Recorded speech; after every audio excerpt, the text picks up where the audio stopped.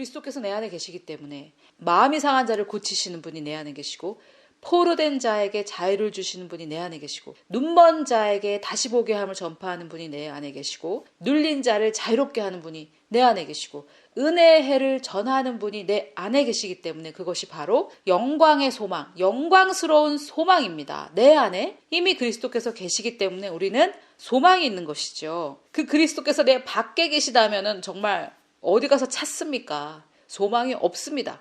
그러나 그분이 내 안에 계시기 때문에 우리가 소망이 있는 것입니다. 자, 그런데 예수님이 받으신 이 기름 부으심은 정말 이 진짜 기름으로 기름 부으심을 받은 것이 아니라 성령의 기름 부음을 받았다고 말씀을 드렸고, 저는 그것이 요단강에서 예수님께서 세례를 받으실 때, 요한에게 세례를 받으실 때 비둘기 같이 성령께서 임하셨을 때 그때 임했다고 개인적으로 생각하는데요. 뭐 그것은 그렇게 중요한 것 같지는 않고요. 예수님께서 성령과 능력의 기름 부으심을 받으셨기 때문에 좀 전에 제가 방금 말씀드린 이사야 61장에 나온 그 일들을 하시고 다닌 거죠. 그런 것들이 바로 선한 일입니다. 여기에 어디 병을 줬다, 뭐 이런 말이 있습니까? 고난을 줬다, 이런 말이 있습니까? 마음이 상했으면 고쳐주고, 포로된 자에는 자유케 해주고, 눈먼 자는 보게 하고, 눌린 자는 자유롭게 하고, 의대해를 전하고, 이런 일을 하시는 분께 우리는 병을 줬다, 나에게 고난을 줬다, 이렇게 온갖 누명을 씌우고 있습니다.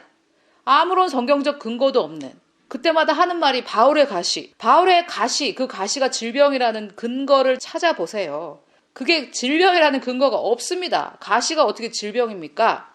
가시가 질병이라는 것을 어떻게 100% 확신하십니까?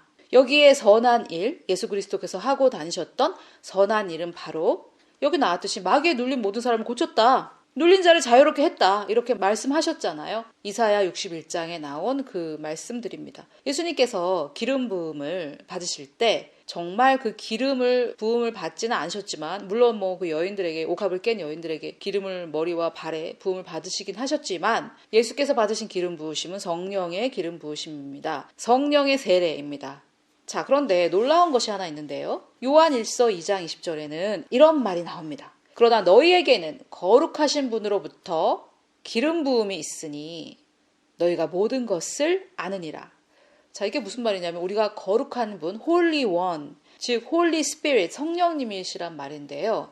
성령님께로부터 오는 기름 부음을 우리가 받았다는 말이고, 뭐 여기서 말하는 너희란 요한이 편지 쓴 대상이니까 믿는 자들입니다.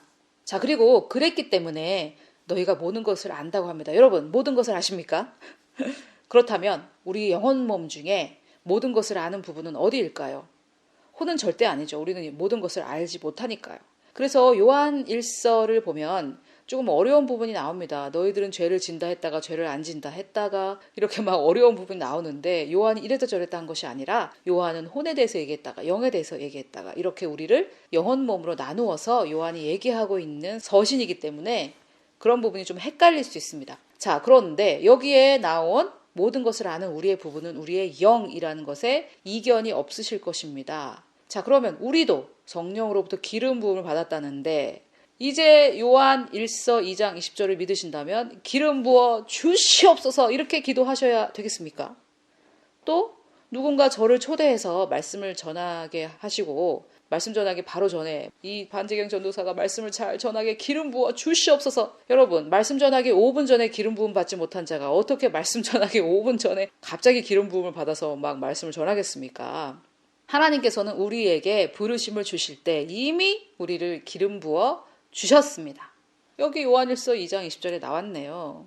저에게 어떤 미션을 주시고 그 미션을 감당할 능력은 안 주셨다? 그러면 뭐 하나님께서 저보고 어디 가서 맨 땅에 헤딩하라는 그런 말입니까? 여러분, 하다못해 007을 파견할 때 보세요. 뭐 이상한 뭐 여러 가지 특별한 기계들, 뭐 펜인 줄 알았는데 알고 보니까 미사일 같은 거였었고, 조그만 미사일 같은 거였었고, 또 안경인 줄 알았는데 카메라고, 이런 것들로 막 장착을 해주지 않습니까? 하다못해 007도 파송하면서 사명을 주면서 그 일을 감당할 수 있는 모든 능력을 갖추어 주는데, 하나님께서 우리에게 어떠한 사명을 주시면서 그 사명을 감당할 능력을 안 주셨다고요? 그리고 설교할 때 5분 전에 기름 부어달라고 기도한다고요? 뭐 일단 성경적으로도 맞지 않고요. 요한일서 1장 20절에 보면 이미 우리는 기름 부음 받았다고 말하고 있고요. 또 이 그리스도 기름 부음 받은 자라는 이 말의 뜻에도 합당하지 않습니다. 기름 부음을 받을 때 어떤 사명을 줄 때 기름 부음을 받는 것이고 기름을 부을 때 이미 같이 성령과 능력으로 채워준다라는 뜻이 됩니다. 자, 그러면 여러분 이 모든 것들 제가 지금 어마어마한 말들을 마구마구 쏟아냈는데 이 모든 것들을 나에게 어떻게 적용할까 이것을 좀 말씀드리고 마치려고 합니다. 자, 요한일서 2장 20절에 보니까 우리는 기름 부음을 받았고 모든 것을 안다라고 했는데 그 모든 것을 아는 부분은 우리의 영이라는 것에 이견이 없으실 거예요. 자, 그런데 그것을 어떻게 내 영 안에 있는 그 기름 부음과 내 영 안에 있는 그 지식, 그 모든 것을 아는 그 지식은 어떻게 풀어낼 것인가? 자, 고린도전서 14장 2절에 보니까 방언을 말하는 자는 사람에게 하지 아니하고 하나님께 하나니 이는 알아듣는 자가 없고 뭘로 말한답니까? 우리의 영으로 비밀을 말한다고 합니다. 물론 우리 입이 움직이지만은 비밀을 말하고 있는 것은 우리의 영입니다. 자, 방금 요한 1서 2장 20절에 모든 것을 아는 부분은 우리의 영이라고 했죠. 고린도전서 14장 2절도 그것에 딱 맞는 말입니다. 우리의 영으로 비밀을 말하니까 우리의 영은 모든 것을 알고 내 혼이 모르는 것이니까 비밀이겠죠. 영은 다 아는데 내 혼이 모르는 거, 내 생각과 내 마음이 모르는 거, 그것은 비밀이 아니겠습니까? 그것을 방언할 때 말한다는 거죠. 또 14절에 보니까 내가 만일 방언으로 기도하면 나의 영이 기도하거니와 같은 말이죠. 2절과 같은 말입니다. 나의 마음은 열매를 맺지 못하리라. 왜요? 우리의 마음은 영이 아닙니다. 우리의 마음은 호대 영역에 있습니다. 우리 마음이 만약에 영이었다면 영으로 기도할 때 마음이 열매 맺지 못한다라는 바울의 이 말은 잘못된 말이겠죠. 자, 15절. 그러면 어떻게 할까? 내가 영으로도 기도하고 또 마음으로 기도하여 영으로 찬송하고 마음으로 찬송한다. 그래서 영과 마음을 여기서 이렇게 구분하고 있습니다. 그래서 신약에서 분명하게 마음은 영이 아니다. 마음은 혼에 속한 것이라고 이렇게 말하고 있습니다. 제가 지금 이 얘기를 하는 것은 쓸데없는 말이 아니라 영혼 몸을 정확하게 구분하지 못하면 이해할 수 없는 성경 구절이 굉장히 많이 있습니다. 지금 본 것과 같은 이런 것인데요. 자, 여기서 제가 한국에 돌아와서 생각하면서 정말 놀란 것이 방언이 끊어졌다라고 말하는 그런 분들이 많이 계셔서 놀랐어요. 미국에서는 그런 분들이 많았다는 걸 알았지만 한국은 그래도 성령의 은사를 사모하는 그런 교회라고 생각했는데 뭐 방언이 끝났다. 굳이 안 해도 된다. 막지는 않지만은 뭐 그렇다고 굳이 할 필요는 없다. 이런 말씀을 하시는 분들이 계세요. 자, 그런데 그런 분들이 주장하는 것이 고린도전서 13장에 우리가 사랑장이라고 알고 있는 이 고린도전서 13장에 8절 사랑은 언제나 떨어지지 아니하고 예언도 패하고 방언도 그치고 이렇게 방언이 그치고라고 했어서 방언이 그쳤다라고 이렇게 말을 하는 것이죠. 온전한 것이 오면은 방언이 그친다는 겁니다. 여기에 온전한 것이 하나님 말씀이라고 주장하시는 것인데요. 물론 하나님 말씀 온전하지만 성경책은 온전하지 않습니다. 지금도 제가 개역개정과 또 영어 성경을 번갈아 가면서 보여드렸는데 성경은 전부 다 사본이고요. 원본을 찾지 못했어요. 사본이고 또 그것을 번역이 이렇게도 됐고 저렇게도 됐고 했기 때문에 성경책은 온전하지 않습니다. 하나님의 말씀은 온전합니다. 그것을 사람이 옮긴 성경책은 온전하지 않는데 성경책이 온전하다고 주장하는 어떤 분들이 성경책이 완성된 이후로 방언이 그쳤다는 것이죠. 자, 제가 그 주장이 얼마나 어리석은 주장인지 증명해 보겠습니다. 온전한 것이 올 때에는 부분적으로 하던 것이 패하리라라고 말한 이 부분 고린도전서 13장입니다. 그런데 그 다음 장에 가서 바울이 고린도전서 14장 39절에 방언 말하기를 금하지 말라 이렇게 말하고 있어요. 그렇다면은 바울이 성경책이 완성되면 방언은 그쳐져야 된다라고 주장을 하면서 그 다음 장에서는 방언 말하기를 금하지 말라. 성경책이 완성될 때까지는 이렇게 붙여야 되는 거 아닙니까? 만약에 방언 말하기를 금하지 말라가 고린도전서 12장에만 나왔다고 해도 제가 그 주장이 어리석다고 말하지 않을 텐데 방언이 그칠 것이다. 이것이 고린도전서 13장에 나왔는데 14장에 방언 말하기를 그치지 말라라고 했다면 이 온전한 것이라는 것은 이 땅에 있는 동안은 아니라는 것이죠. 온전한 것은 여러분 이 땅에는 없습니다. 하나님의 말씀, 영적인 하나님의 말씀을 제외하고 온전한 것은 없습니다. 자, 이렇게 바울이 고린도전서 14장에 방언 말하기를 금하지 말라고 분명히 명령하고 있고요. 그러나 모든 것을 질서 있게 하라고 함께 명령하고 있습니다. 그래서 교회에서 같이 기도하는데 너무 다른 사람에게 방해가 되게 크게 방언으로 떠든다든지 이런 것들은 하지 말아야 되겠죠.